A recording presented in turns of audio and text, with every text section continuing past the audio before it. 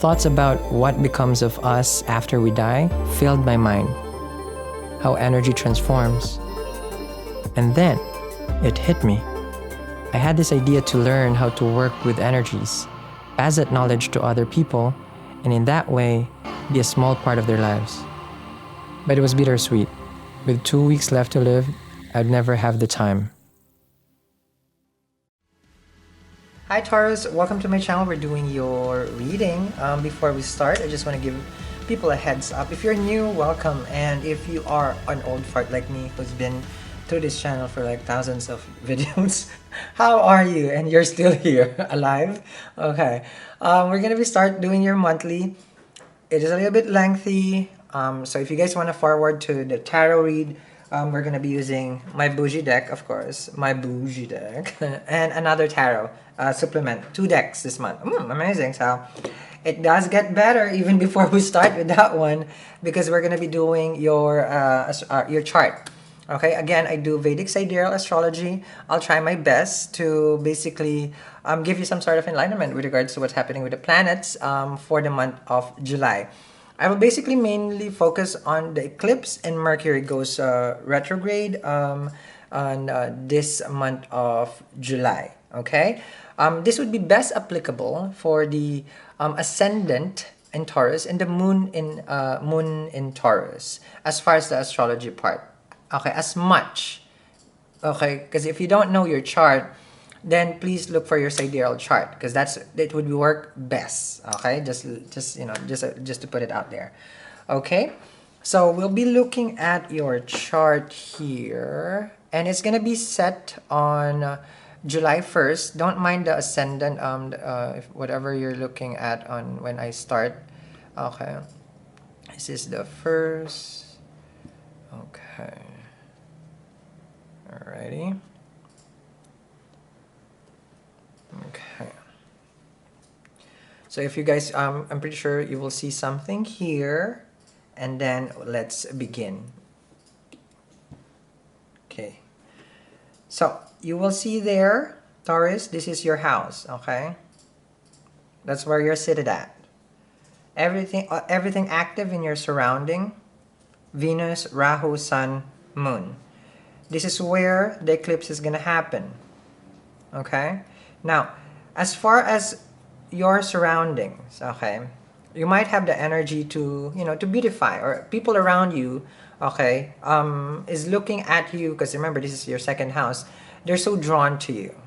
One thing you need to consider is that this can be a very illusionary kind of like looking at rose-colored tinted glass, because of Rahu. Okay, there can be a lot of people really drawn to you, but the intention is not clear. Remember, Rahu is malefic, Venus is benefic. Okay, natural malefic is Rahu, and it's always in retrograde, just to give you guys a heads up, right? And then you have Sun and Moon. This is where it's happening. These two, those two portrays a very big role, because as far as how your speech would be this month, okay, be very careful of what you would say, because the second house from Taurus is your speech, and it's also the natural house of Mercury. Okay, and this part is all about what you say this month. Now, having an influence of the eclipse, it goes through 5 to 6 month cycle. So things that you say, okay, might become, okay, confusing for other people. Okay, so be very particular on that one. Now, let's move to your third house here. Mars is going to be debilitated in third house. Cancer is going to be very much like the energy is not there. It wants to sleep, but Mars is active. Okay, you could have if you're like if you have how to say this, if you have some sort of project. Okay, because Mercury will go retrograde also. Technology, it comes I believe on the 8th. Okay, of July, when Mercury goes retrograde. Okay, so this thing right here, that's a big attention. Okay, we would really need to focus here, because it's almost as if your energy will feel drained. Okay, There are things that you would want to do but won't have that full force. So regardless wherever Mars is, since Mars is gonna be like sleeping in Cancer, okay, that's gonna be very much challenging if you have a big project. Okay, so that's one thing for you to consider. Any big decision, of course, during Mercury retrograde, it's not ideal. Things has to go within. Okay, there can be some sort of friends that also wants to come back towards you, like reconnecting with you. Family members might try to get in touch with you also, because natural fourth is Cancer, and as far as like this energy, with Mercury going retrograde, if you have any problem having with family, this is the time that you should be addressing it. Okay, so that's something that you need to focus on. Next, if you see here, okay,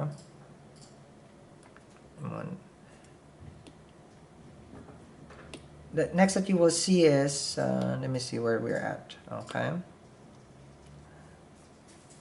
for the Taurus ascendant, Taurus moon, look at this seventh house of yours. Okay, which is Scorpio. This is also in retrograde. So let's add, some flavor even more to what's going on that is already, okay, a little bit challenging for this planetary wars going on here. The person that you're dating, okay, chances are right now, if it's supposed to grow, you guys supposed to be something, and you have all this dream, because Jupiter is very, it's a benefic planet, it's expansion, it's growth, it's all those good stuff, right? It's in retrograde until August, so this is a challenge. They're not going anywhere, I don't think so. Not at all. There can be an ex-lover coming back to you, especially Mercury retrograde, Jupiter retrograde, Karaka for spouse, now all the way coming towards you. So energetically for love over here, for you, it's time for you to rethink. Okay, that's one thing. Now, the other part that you have to be focusing on also is the changes that you're having here on your 8th house. Okay, Saturn and Ketu in your 8th house, of course, this is the occult. This is the energy of how to say this, mysticism. This is the house of sex and taboo. You could also be like all of a sudden you're cutting people that who just in it with you for fun. When I say fun, because of just being intimate and sex, you might cut them off because K2 has that energy. You've done it all. I'm not saying that you've slept with many, but I'm feeling here that it's time for you to connect with something spiritual, because K2 is something spiritual. It will drive you to some sort of spiritual connection. Saturn here retrograde until September, September, I believe. Okay, Saturn being retrograde over here, it's showing you that you have control of the situation, because Saturn is control. It's in retrograde, so it's a high time you took control of this transformation that you want to happen with your life, in order for you basically to progress. Because here, okay, this is a major transformation you're having in order for you to go to your 9th house, which is like your spirituality. This is where you need to go to. Okay, so this is where changes has been happening, a lot of changes in the 8th house. Okay, so that's what I can see here for your chart. Okay, I hope that was helpful. I'm gonna be proceeding now to your tarot. Okay, let's see here. So let's begin your tarot, guys. We're gonna be using 2 decks. Okay, one is BOUJIE, available now. Okay, And I forgot this one. It's amazing, but it's not my creation, but I'll still put the link down there. I like it, sorry. Have to be biased with mine. Okay. So let's see what's going on with the person that you're dealing with. Let's see. Let's see what's going on. If we do get the Wheel of Fortune, we do time prediction based on transit. Okay, here we go.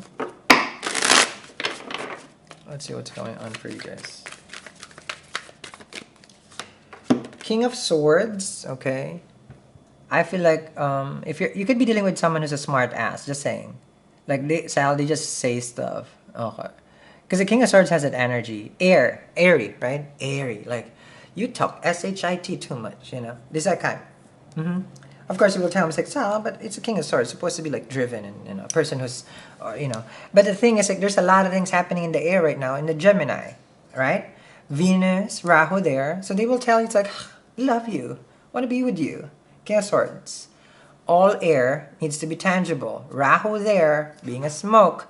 The talk is just going to be for pleasure. Okay? Like, they're just telling you what you need to hear.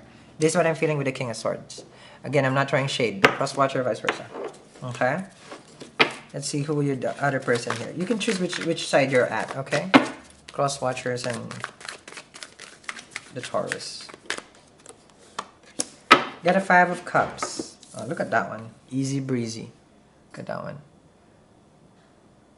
5 of Cups, I feel here, is that this energy that you're holding on, like you could be holding on to someone without even any concrete relationship. Like, it's not established, you know, like things are not discussed clearly. Are we seeing each other? Are we exclusive? So it's confused. I mean, the 5 of Cups here looks confused. Normally it's upset looking at, you know, like the 3 of Cups. But here, you're confused, like, did this person love me? Okay. Does this person have feelings for me? Or this is just a waste of my time?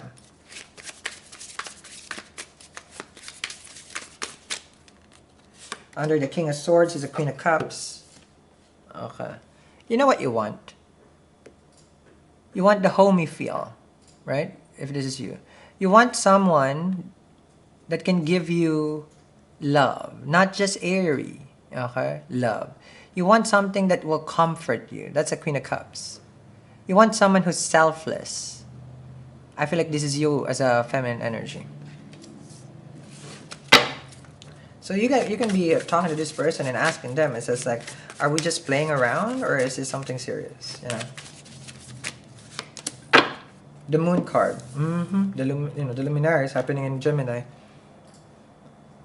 So you might get confused, of course, during this time because Mercury retrograde, like we mentioned already, like look at that one. Like the feelings that you guys have for each other, it's going into some sort of cycle and your mind is going to go crazy because your mind is crazy. So both of you are going to be crazy. Now, what kind of reading is this when two people are just crazy? Are they crazy in love? Because this is Moon and the Queen of Cups. For others, this person treats you like a friend. Okay? So you could also be asking, it's like, you know, it's like, is this platonic? Like, I'm not sure. They're comfortable with me. That's how I feel here. The Moon card, of course, reflects the mystics, the mysticism. Okay? You could be probably working with the Moon also. You're so confused because as a Moon, it takes time for this, you know, energy to settle, to become full.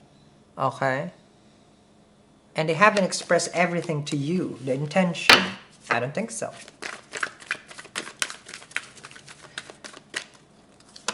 Then you have here, ooh, the intention. Things hits up here fast. Like that one. Because you have here the Lovers, Gemini energy. And we'd ask, well, you know, does this person really loves you? I mean, it did answer. Okay? These are the mouth, right? These are speaking of love. Your second house, very active right now. I feel like you will receive this kind of message. Okay. Let's see next to the Queen of Cups. And the Star card. Destiny, you know, brought the two of you together. That's how I feel. Can be an Aquarian. Nothing is going on in your 11th house. I don't think so. But I see here with the 5 of Cups, the Moon card and the Star card. Look at that one. From messy hair, from being confused, and then abuse, and then here you go. Fulfilled. So as this person will explain their feelings towards you. You have your, you know, being destined to be together. Starts out airy. Here comes partnership. Okay? So I'm going to continue this reading. Link down there in the description box for everything that you need. I'm sorry if I appear nervous doing the whole charting thing. It's my second time. Okay? I get scared with technology. So sorry. Okay? You should watch Aries. Okay? So I'm going to continue this reading as these two people, I feel like there's a big turnaround of event, especially the eclipse. You know, it's like it was totally talking to you, you know, as far as your second house. And Jupiter, you know, it's like can be bringing you this energy. Okay? So thank you very much, guys, for watching. Link down there in the description box. Have a wonderful day. Bye.